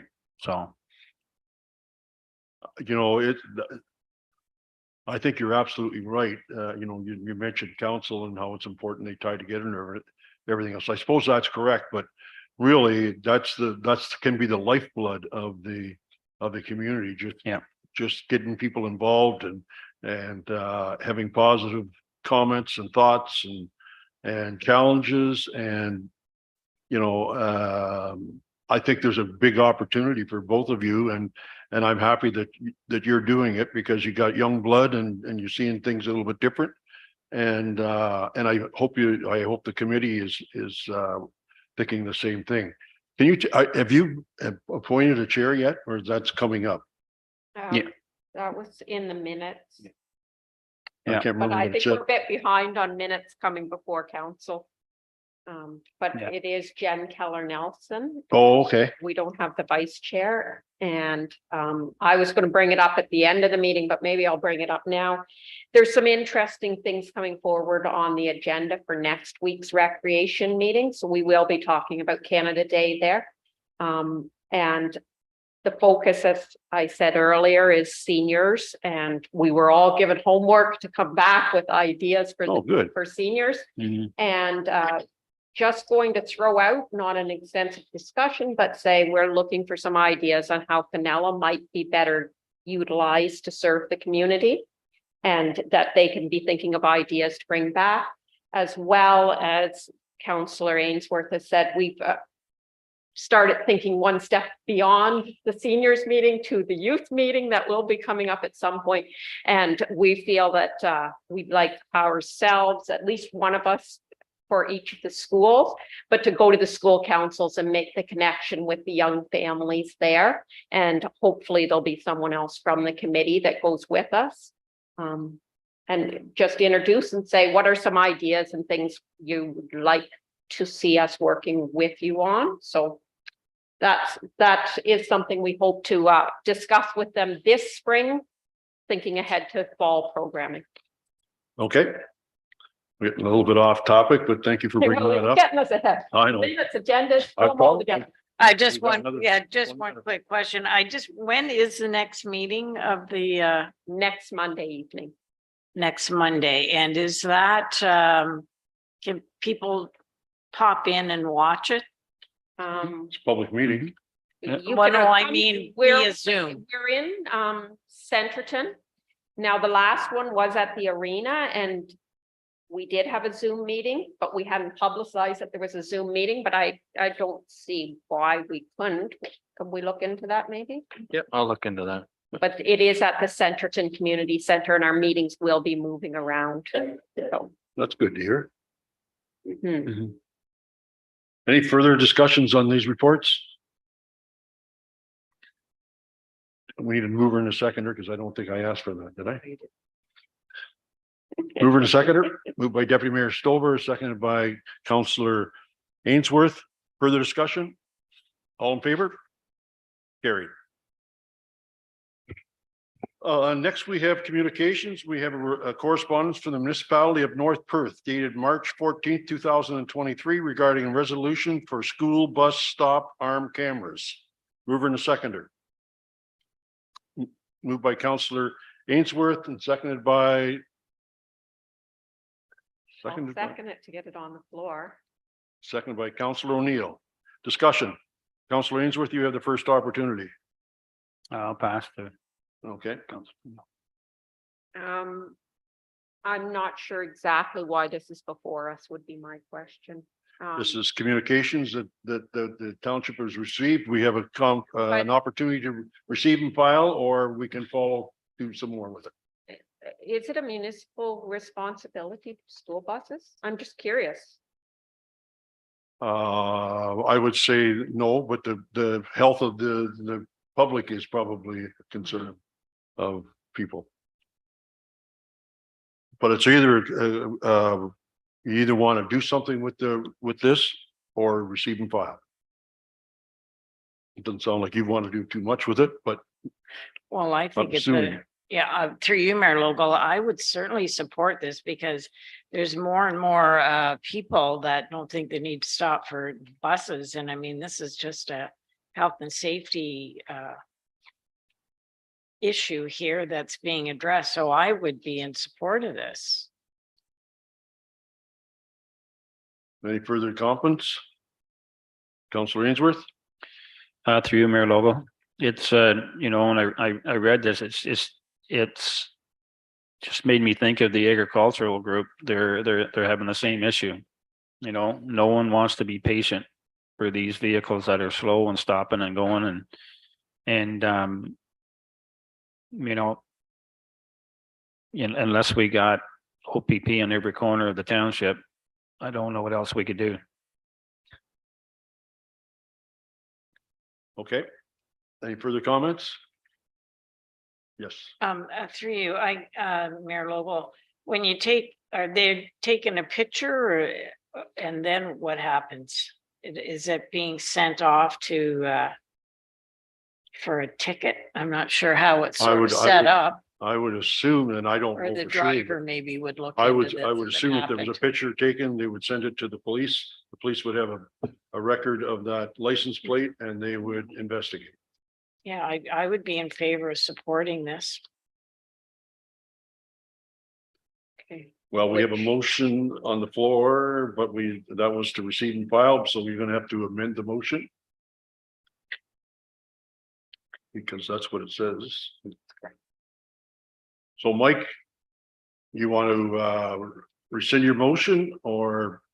No, I would like to keep the motion that we kind of look into this here and support it somehow if we can. so you're amending, Pardon me, you're amending.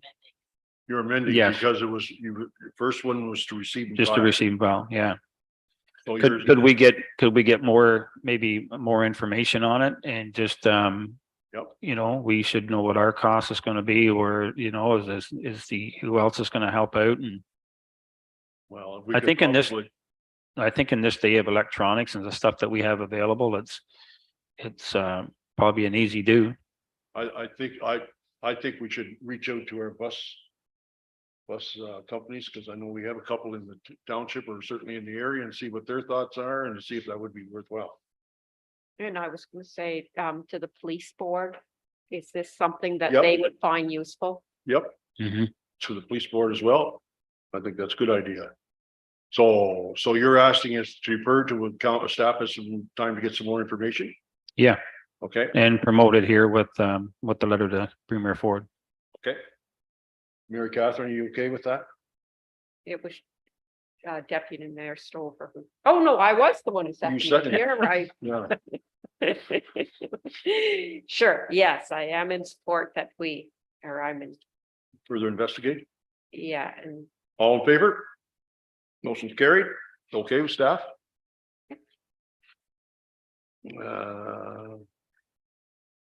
Next one, we have 10-2 correspondence from Lakefront Utility Service regarding 2022 annual summary report for the Grafton drinking water system.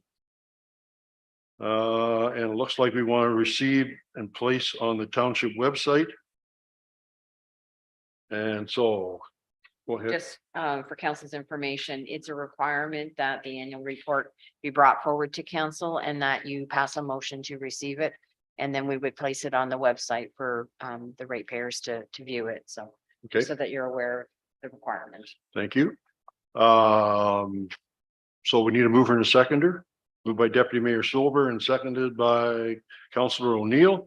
Any comments? Go ahead, Mary Catherine. through you to Deputy Mayor Stover. Did this come forward at the last water meeting then? Yes, And was there any? no, there was no discussion. The only thing is, with this report, how detailed it is and, the issues that had popped up throughout the year, how they were dealt with exponentially and, the amount of information that is here is pretty phenomenal. So I was pretty impressed with it.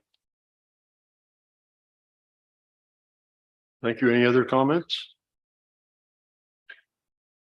I guess I have a couple. First of all, I talked with Pat. I was surprised to see how much this is, at least I think it's changed. Maybe it hasn't, but I was really surprised to see that the mayor and the council are owners of the water system. Makes it very clear who's responsible. You want to comment on that? And just as I told you, Mayor Logo, your training on Friday will point Yes. that out to you, that you are the owners of the system. And that's why it's important that if there's recommendations coming from your engineers or from your staff, that you look at it and act on it, because there is an impact if something goes wrong. So, And following through with that, there was a couple of recommendations that I thought maybe that, I don't know if we send it back to the committee or we direct it to our staff, but there was a policy for backflow preventers that they were recommending that we put in there, and I don't believe we have that.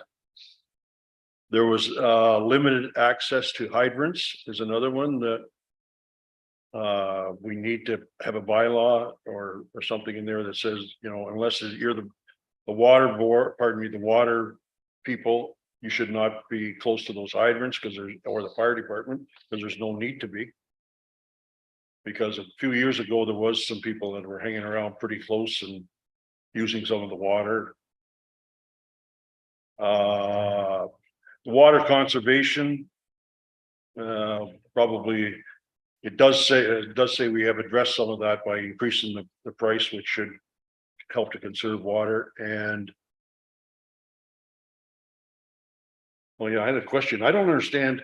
If I look at the possible, and I guess I just don't understand where it happens, but I was under the, if I look at that, how is it possible to just discharge more water out of your system than you're bringing in?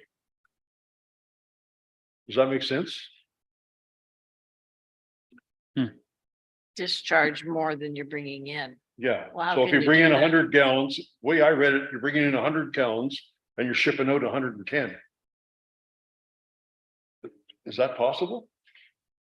Well, I don't know. What page are you on for that? Well, that'll take a second, but I'll see if I can't find it. Oh, it was in the, it was, you gotta go down for.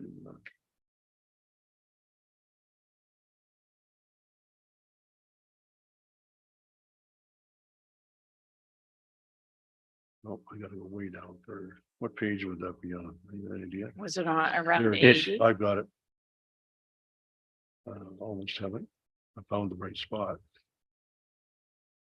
I think it's just something like our wells are producing like 28 liters a minute or something, 12 liters a second. I should have found it before I brought it up. EG one at the top. 81. Yeah, that's a lot of water. 81, 84, 83, 82. Well, it was from a chart, I think. Yeah, on the on chart. page 83, the chart there talks about discharge levels. Which pages are you using? The one at What the 83 top for the middle. chart? 83, you said? Uh-huh. Or 6 of 11 on the report. Yeah, there it is. January, you're bringing in water intake is 5561 and you're discharging 5760. Taken. So you are discharging more than you're bringing in. And that's on page, Taken. it's in the chart there with this one here. I think you've got it, Pat. Yeah. Page 6 of 11 in the, yeah. It seems that they're doing it pretty well every month. That the discharge is more than the intake. Well, I guess one of the questions of water taken, is that through companies that are taking water? That to me means I'm bringing in so much out of the well. And I'm moving it so much of it out of the system. I can reach out to Lucy and find out. So, do you understand what I'm saying? We're, yeah, I know what you're saying. I'm sure there's a good explanation, but And I'll find that out if for I'm you. in charge of the water system. I think it's, And I'm- what does water take? I can ask a lot of technical questions. understand your logic and it does make sense, but I'll find out from the professionals. Thank you. Anybody else have any more thoughts or comments? Did I read the motion? We did. We just need to. There's no further questions? Oh, I'm sorry, Mary Catherine. Anyone know why May is so much water?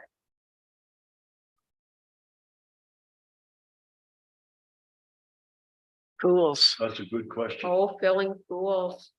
Pools and water and Okay. grass. And you Probably. see, that's what I'm saying, water May. taken. I think that's from companies taking the water. That could be, that's an awful increase though. I know some people that have pools that need water. Most of them don't fill them in May though. Most of them are in June actually. But that's a lot. Whether there was a break in the system, might have been just as easy too. I think it's a good question. And maybe you could check that out too, Troy. That's an awful lot. Well, there's a lot of pools out there. Well, if you take April and go to May, it's almost twice as much water. More than twice. It's possible, but I think it's a question worthwhile answering. I'll find out. Okay. Further questions? All in favor? Motion's carried. And we're moving on to correspondence.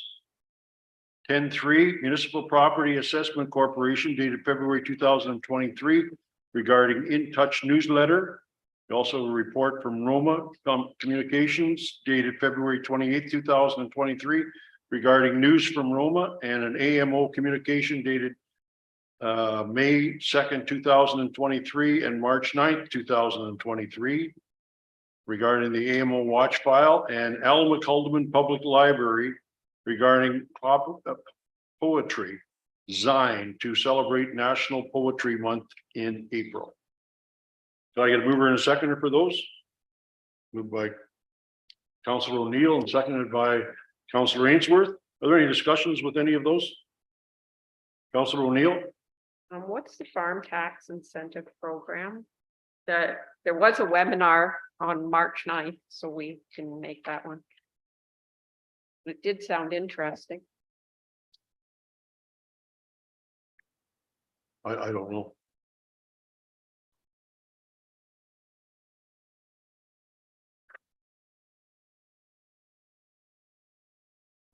I don't know a lot about it, but there is like a tax incentive for farmers, but we could get more information for you. I think it's based on how much of the property is farmed and how much is the house, and there's a percentage, but it's been years since I did taxes, so. Go ahead. Would you be able to ask if that happened to be recorded, that webinar? It says it's only an hour. Yeah, I can do that. I would appreciate it. Thanks. Go ahead, Deputy Mayor. I was trying to, on the AMO watch file, there were seniors community grants, and I didn't put the page down on there. It's not on 100. But it was in here. Oh, there it is. It's on page 96. And in this issue. And it does have seniors community grant applications. I don't know if that was something that Jennifer would be able to look after.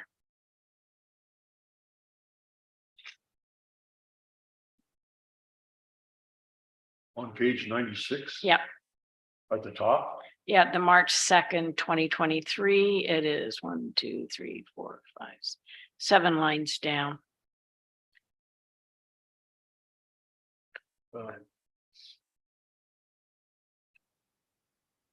And the other one was the page 102. Where do you find that? It's right there. I know, but where do you find it then? That's just. We'll go through AMO. Okay. Go ahead. Was page 102, and it had to do with the LAS road and sidewalk assessment.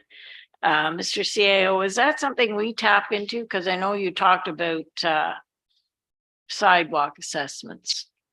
Through your worship, yes, it's all part of the roads needs study that will go out to and do all that. Is that through the LAS? It can be, and we'll look into that for Hmm. sure. Okay. We can utilize them for sure. What does LAS actually stand for?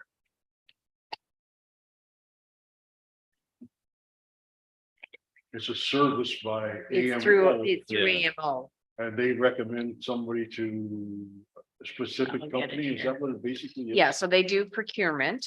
And so they'll go out and they'll seek suppliers of certain things. So at one time, all municipalities were going through replacing their streetlights. Yeah. And so LAS was able to secure a company to replace the streetlights and give municipalities a better deal. Okay, But there's also many things that they Yeah. look after. yeah. We've had a presentation from a representative from LAS okay. at the it's- staffing level. And we Local currently- authority services. Yeah, and we currently have staff that are looking into this right now for some of our projects. Mm. But no, I'll look into the roads and sidewalk and the seniors grant. Okay. Mike? Through the mayor level, so impact. I wonder if, a couple things, whether we could get a monthly report from them, what they do in the township on the monthly basis, or can we get it from Daryl, maybe on his report? I'd like to see, how close we work with impact as far as the permits go and then when they go and do their inspection. Just to kind of see how how it comes full circle. Because it is part of the township, it is part of the permits. And I talked about education with when the residents come in to get permits, that this should be part of the permit system so that they're not surprised after all their work is done and then they get impact knocking on the door. So I'm wondering, can we get some kind of report either from Daryl or from Impact? Monthly, quarterly, or Yeah, what you're basically asking is I think what you're asking is if there's building changes, they apply for a building permit. And you're asking when they're supposed to come from Impact to check that out and then see how much it's going to cost them. well, no, it's just to get a report from Impact back to, what was the reception like? Because I know there's Impact is one of those spots. It's like, Lower Trent Conservation goes in or something and they, someone wants to throw them off the property. So I think if we could do some more education with residents, it's just part of the permit process. So when they come in to get a permit, they know that Impact's going to come and knock on the door and they're going to get reassessed. I don't know if we do any education on that in the past, but it would be something that I'd like to see us do. Okay. And also because I mean, it's a value added for us, right? With Impact as far as taxes go. So I just never see a report on it, or don't know if there has been one. Go ahead. We can bring back a report, but I believe the process is once a building permit has been generated, those reports go in directly into Impact so that they're aware that there's a building permit going on and the value of the building and then they would go out and reassess it or assess it when it's at a certain stage. So not all buildings are assessed until they're completely finished. Some of them are assessed when they're partially completed. And then that's when they would send the supplements into the tax department to send out invoices. Sometimes though, people get an assessment for or a supplementary bill for an assessment increase, but it's not like the whole building. And then when they get the whole building completed and it's now valued at say 500,000, where before it was 300,000, then the property owner doesn't understand and they're upset because of that increase. But I can find what the process is and we can bring back a report. Okay, great. And correct me if I'm wrong, but I would think that when Daryl gives out a building permit, he must say to them, and I think that's what you're asking, how do people know? Well, Daryl probably tells them, okay, you've asked for a building permit. You're going to be looked at by the Impact to see if there's changed the value of your property any. I expect Daryl would do that, wouldn't he? That would be part of his job. We I just show. Sorry, No. and I also know that they're ratepayers come in and they talk to Kathy, the tax assistant. So Yeah, they're aware that their property will be assessed and there will be an increase in the tax amount, especially if they have vacant property and then they build something on it and so I know that those discussions happen, but we Mhm. can bring back a report and let you know how it all follows through. okay, Mike. Yeah, yeah. And I don't know if we can see it, like I say, on a quarterly basis. And just get some feedback just to, you know, are we doing enough to educate the residents? You know, when MPAC probably has pamphlets there that they could give us that we could hand out with the permits. So it's like right there in their hand when they leave the office. So it's no surprise to them, that kind of stuff. Actually, that's not a bad idea because Impact does have all that. Yep. All those papers go there. Okay, Okay, good. Thanks. okay, anything else? Okay, I'll read the motion. Be resolved that the following correspondence be received and filed. The Municipal Property Assessment Corporation impact dated February 2023 regarding In Touch newsletter. Roma, I guess that newsletter is not probably, it's bigger than what you're looking for, hey, Mike? I think that's a province, basically a province one wide Yep. rather than local.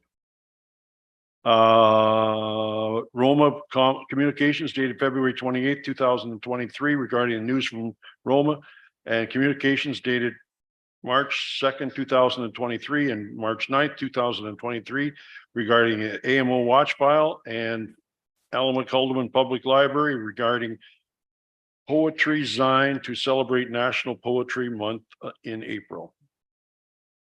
I think we've got any further questions? All in favor? Motion is carried.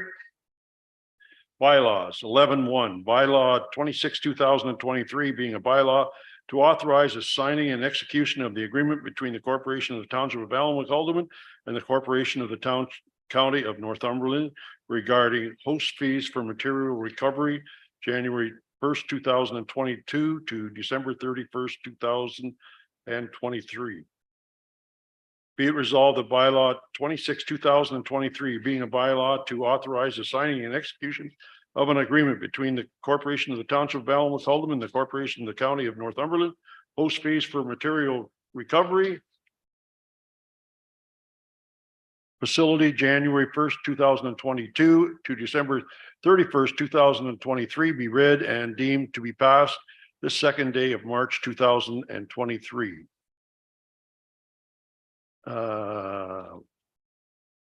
Bylaw 26, 2023 authorizing this to sign the post agreement, MRF attachment, host fee agreement, material recovery facility. Could I get a move in a seconder? Moved by Councillor O'Neill, seconded by Councillor Ainsworth. Further discussion? All in favor? Motion's carried. Bylaw 27, 2023 being bylaw to authorize the signing and execution of an agreement between the Corporation of the Township of Alma Calderman and the Northumberland Humane Society for Dog Pet Services. Be resolved that the bylaw 27, 2023 being a bylaw to authorize the signing and execution of the agreement between the Corporation of the Township of Alma Calderman and Northumberland Humane Society for Dog Pet Services be read and deemed to be passed this 21st day of March 2023. BL 27, 2023 authorizing to sign pet service agreement document, pet service agreement. Mover and seconder, moved by Deputy Mayor Stover and seconded by Councillor O'Neill. Further discussion? All in favor? Carried. Announcements and notices of motion. Councillor Gregg. Okay, thank you. That's the one I want to hear everybody like that. Councillor Mary Catherine. Just that I found the Essentials of Municipal Fire Protection, which was an online training that we did. I found it useful and informative.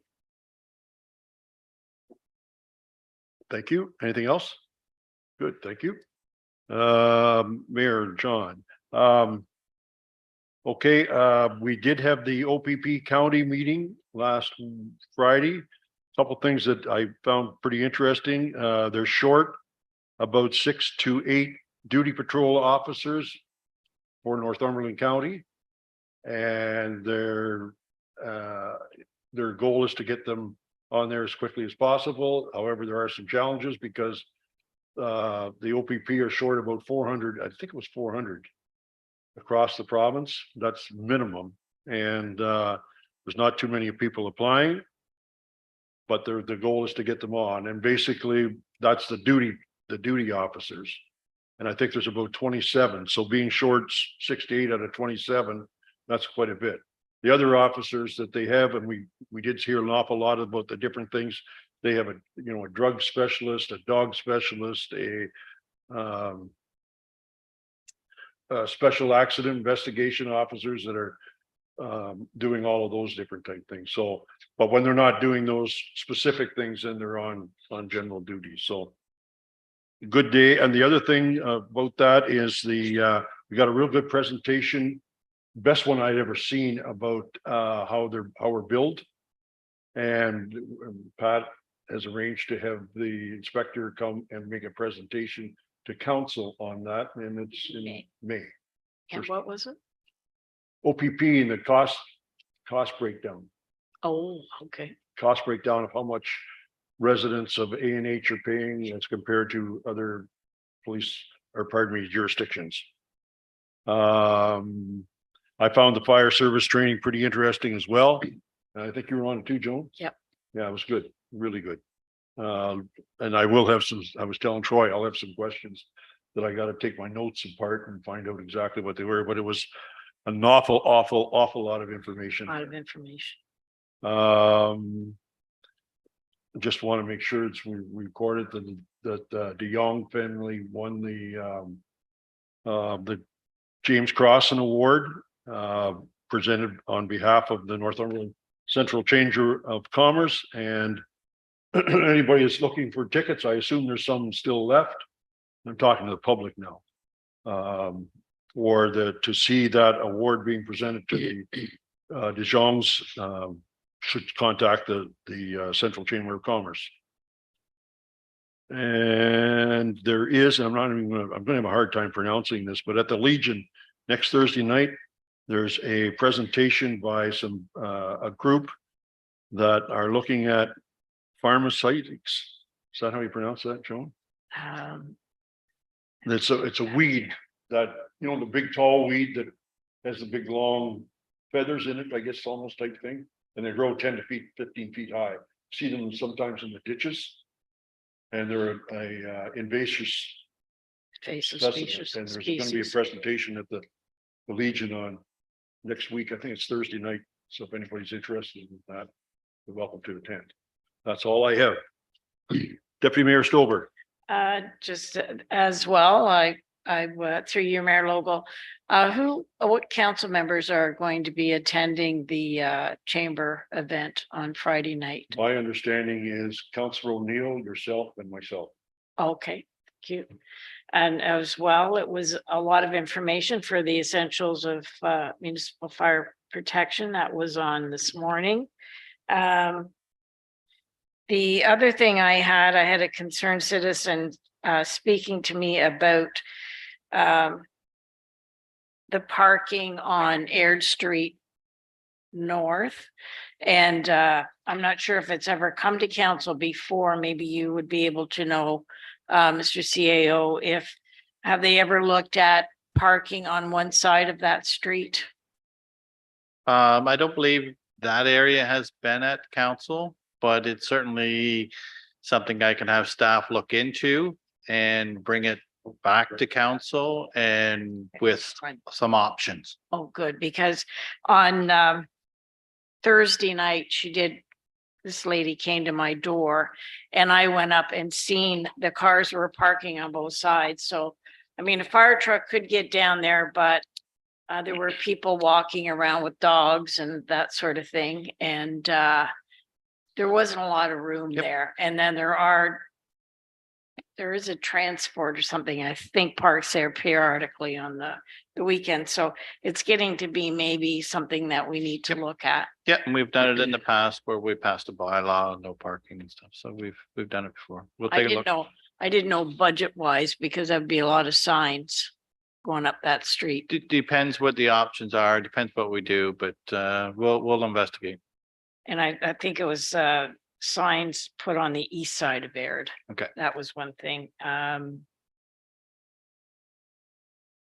Yep, that's all I have. Thank you. Thank you, Deputy Mayor. Councillor Ainsworth? The only thing I got is I want to thank our Public Works Department because this last rainstorm and stuff that we had, I was just kind of out driving around and picking up stuff, and I noticed that they were cleaning out the ditches, the snow, and unplugging culverts and stuff, and so that's great to see. So thanks to them for Good following point. up on some of the things that we talked about. And I know for a fact that they're also jumping at some of the trees that have been hanging around in the ditches, and they're working to get those cleaned up, and that's going to be it's a big job. More so than I've ever seen it. Wouldn't you agree? Yeah, there The is. trees are quite a just bit.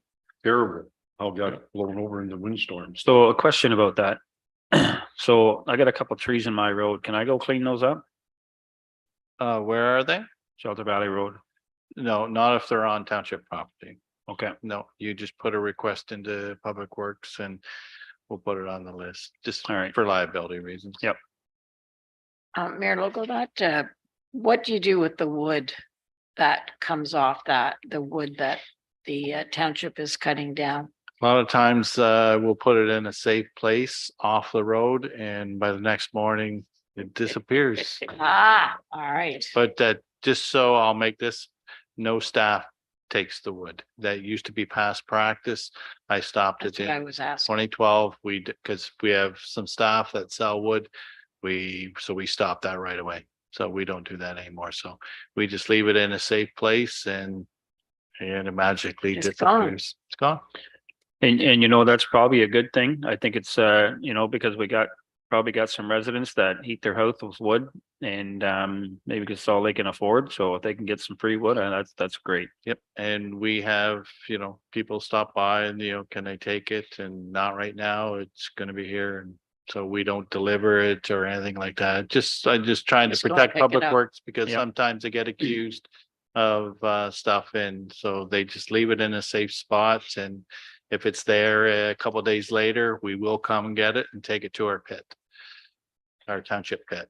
What do you mean by a safe spot? In the ditch, off Oh, to the okay. side, whatever, just so it's not in any like the traffic road, not just on the shoulder. Oh, thank you. Anything else, Mike? No, thanks. Thank you. We'll move on to item 13. And this is just a notification to the public that there will be a couple closed session notice meetings held, one this Friday, and that is to do with education and training. And it's being held over at the council chambers of the township of Hamilton Township. And then on Monday, March 27th, the Council of Allen-McAlderman will be holding a closed session via Zoom to discuss information explicitly supplied in confidence to the municipality or local board by Canada, province, or a territory, or a crown agency of any of them. And I think everybody is aware of that on council, those two meetings. We Yep. are now. Mayor Logo. Well, yeah. Okay. Item 14, approval of a confirming bylaw number 28, 2023, being a bylaw to confirm the proceedings of the regular council session held on Tuesday, March 21st, 2023. Could I get a mover and a seconder? Moved by Deputy Mayor Stover and seconded by Councillor O'Neill. All in favor? That motion is carried. And adjournment, be it resolved that the regular session of council of Tuesday, March 21st, 2023 be adjourned at 8:05 p.m. I can mover and seconder, moved by Councillor O'Neill, seconded by Councillor Ainsworth. All in favor? That motion's carried. Thank you, everyone. Have a good evening.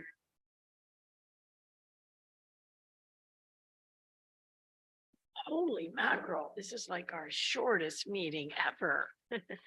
Mr. CAO, you put the fear of the Lord